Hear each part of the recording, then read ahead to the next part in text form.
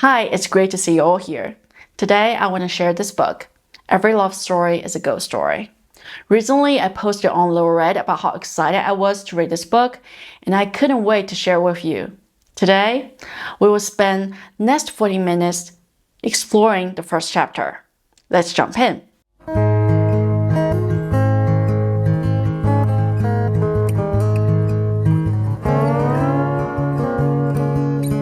The book was written by D.T. Max, author of The Family That Couldn't Sleep, a medical mystery, and a staff writer for The New Yorker. The book was published in 2012, 4 years after DFW's tragic death by suicide. At that time, I had just embarked on my intensive reading journey, eager to explore more. While searching online for contemporary American literature, I discovered DFW. And immediately I ordered his masterpiece, Infinite Jest. I hoped to read it effortlessly, but I was wrong. The more I read, the more lost I felt. It seemed like the English I had learned was different from the English in Infinite Jest. Despite this, I bizarrely loved the book and became fascinated by the author. I searched online for every piece of information about him. And meanwhile, I found myself studying English harder than ever before because I wanted to understand his work. Now, years later, I can read his books without misunderstanding. After years of dedicated learning and self-study, I decided it was time to create a DFW reading club online. Since I've often expressed my love for his works, I feel it was time to do something to prove it. This video marks the start of many on DFW's works. Before we dive into the challenging world of his books, I'd like you to learn about him, his life, and how he transformed from an ordinary person to a literary superstar. Call Me Dave.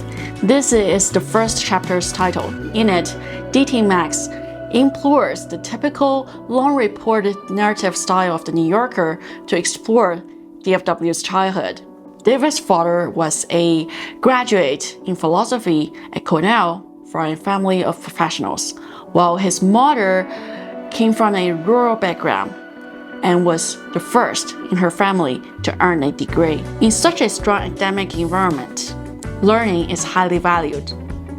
The Wallaces ate dinner at 5:45 p.m., followed by story time with their father. Every night, the children have 15 minutes to talk to their mother about anything on their minds.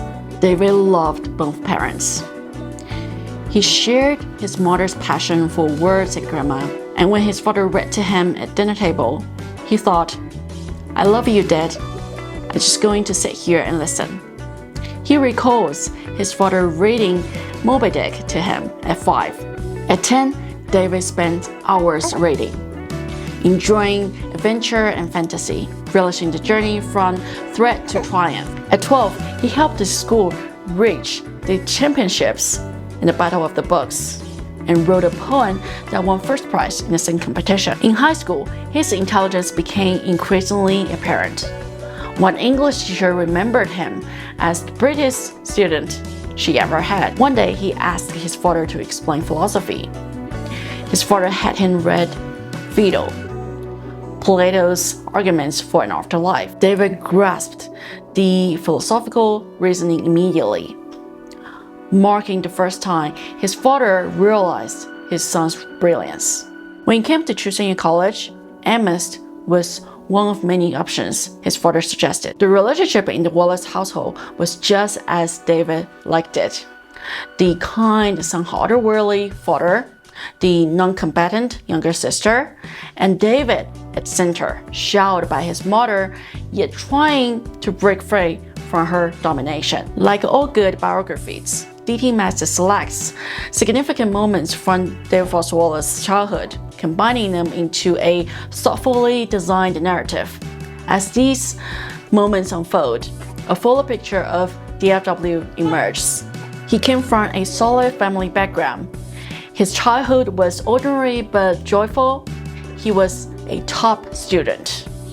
It seemed that nothing would lead David Foster Wallace to become someone so unique and capable of writing the masterpiece Infinite Jest. The answer won't be easy to find, so in upcoming videos, I will focus on different aspects of DFW's life: his ambition, his love for words, and his lifelong anxiety, and more. I hope these insights will guide us closer to understanding a real DFW, who are so hopeful, hurtful, energetic, optimistic.